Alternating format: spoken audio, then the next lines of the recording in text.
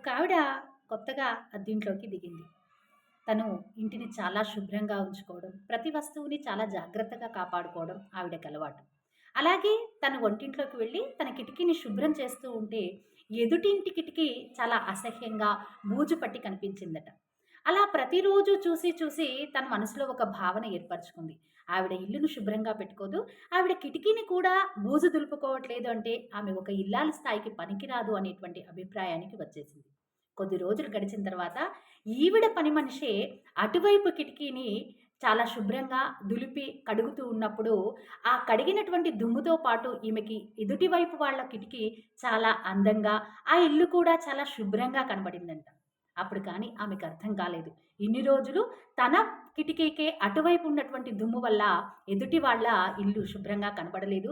ఆవిడ మీద తను తప్పు అభిప్రాయానికి వచ్చిందని. దీన్ని బట్టి మనం ఒకటి అర్థం చేసుకోవాలి.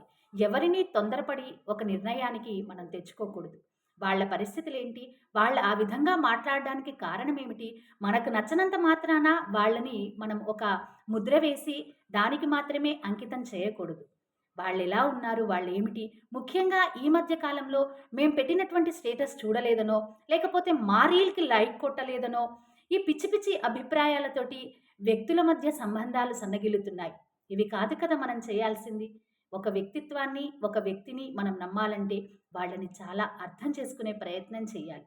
వాళ్ళతో దగ్గరగా ఉండడానికి, మనసుతో దగ్గరగా ఉండడానికి ప్రయత్నిస్తే కానీ ఎదుటి వ్యక్తిని మనం అర్థం చేసుకోలేము.